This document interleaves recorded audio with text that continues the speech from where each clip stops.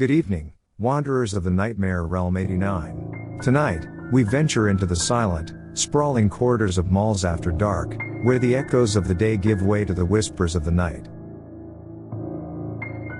For the past 3 years or so I've worked as an overnight security guard at a mall. It used to be that the mall didn't require an overnight person, but vandalism started to become a problem. Most of the time I would drive around the parking lot all night listening to my car radio now and then I'd kick some skateboarders out of the parking lot or investigate a suspicious person lurking about. Other than that, I'd say the job was pretty tame. Maybe 3 months in, I experienced something a little bit stranger. I noticed that the light to one of the shops was on while driving around the parking lot. This was surprising to me considering no one had snuck past me as of yet, so of course I parked the car and headed inside the mall to catch the potential thieves. As I approached the shop, I didn't hear the sound of anyone rummaging through the inventory.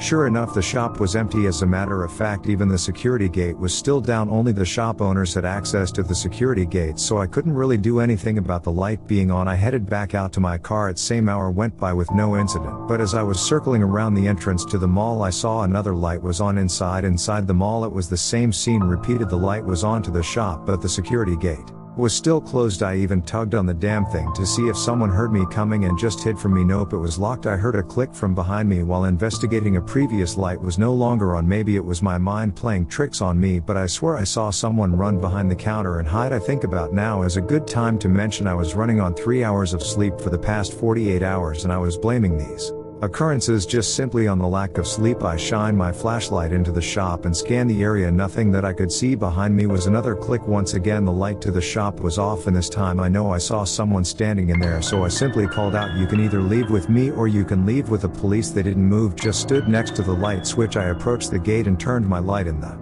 direction of the light switch, and there was no one standing there. I did see that a clothes rack was fairly close to the switch, so maybe the light was catching the clothes just right and was casting a shadow. That was the most logical explanation I could think of. At least I left them all. I was pretty spooked from the events of that night, but after a few months they were pretty much out of my mind. My patrols were nothing special for a while after that. I think my next incident happens around my 1-year anniversary as a guard. It was winter and I was inside of the mall checking the pipes. Yes, I was on security duty, but the owners decided to save a buck by having me inspect certain things as well. It was whatever. I was heading to one of the bathrooms to relieve myself when I heard a toilet flush. Jump a little more than I would like to admit. Inside of the bathroom I didn't see anyone. The toilets in the mall were motion activated, much like every other mall in the world. I checked all the stalls empty. I'll spare you the details, but after checking the stalls I took a seat in one of them. I had a YouTube video playing on my phone while I was sitting and I heard a tapping sound coming from the stall next to me. I glanced to my left and saw a pair of shoes standing with the toes pointing towards me. Slowly I brought my eyes up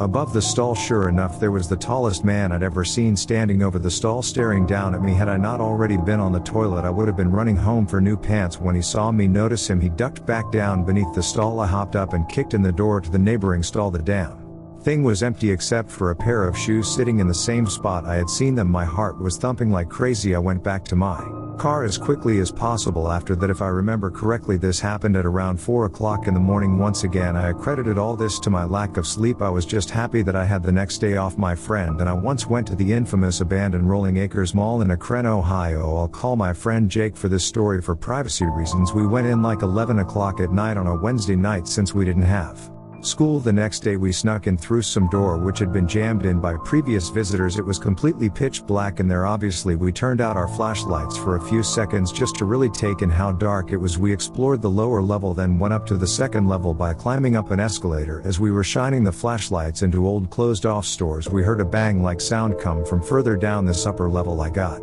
scared and asked Jake if it could be security or cops. He said he doubted it, probably just more people like us exploring, but we did still try to move in the opposite direction from the sound just in case. We were right by the JC Penney in the mall when we heard another similar bang like sound like from before, this time louder and closer. Jake and I turned off our flashlights now just to be safe. We didn't know who that could be.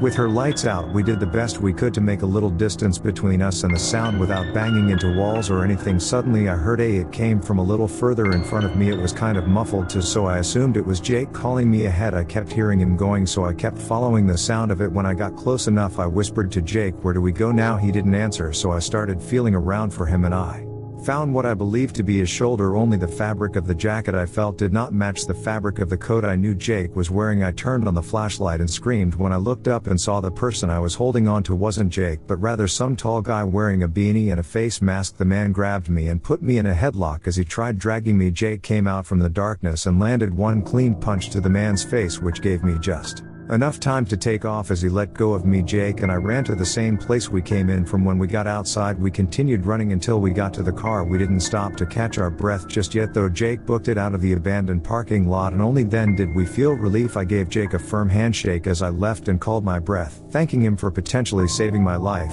Music. I used to work in a 24/7 general store in a mall in South Carolina, so while the mall itself would close around 9:30, our store would stay open all night. There were two entrances to the store, one from inside the actual mall itself and then a back door that people could enter through. After the mall closed past 9:30, I would always have to shut the gates separating the store from the mall. Given that this was a smaller store, it was never really busy in the deep night hours, which also made my job very uneventful most of the time. But there was one night shift that turned out to be anything but uneventful. It was towards the middle of my shift. The gate between the store and the mall was down, but I could still see through it, obviously, into the dark half-lit hallway of the mall. The mall always had night lights on, which were much dimmer but bright enough for the security guards to see what's going on in the cameras. I was doing my own thing, organizing the shelves, making sure everything was neat, when I heard a rattle at the metal cage. I looked and saw some guys standing on the other side grasping the gate with his hands. At first I thought it was a security guard on duty, with the only logical explanation, even though it was rare to ever see them walking around. But as I got closer and asked if there was a problem, I realized it wasn't a security guard, it was just some random man. He was wearing a dirty black and white plaid shirt and very baggy blue jeans. Most notably though, what made this exceptionally strange was that he was just looking up at the ceiling. I inched a little closer and again asked if something was wrong and if he needed help, but he just kept looking up and shaking the gate. Now there was some kind of protocol I was supposed to follow in the case of something like this in order to get the mall security. However, I didn't know how, I didn't know what number to dial, I didn't know how to work any kind of intercom, so all I could really do was shut it out. I turned my back to the creepy man and went back to my register behind the counter, as far away from him as possible. Unfortunately, the shelves are angled perpendicularly to the counter, not parallel, so the man at the gate was in direct line of sight from East O. He finally seemed to back away, like literally walked backwards, though with his head still up at the ceiling. All that was going through my mind was, where could security be? It was to my understanding that there would be at least one person watching the cameras at night anyway. I tried to just move past it, resuming my cleaning activities. I couldn't help but look back outside to the mall every once in a while though.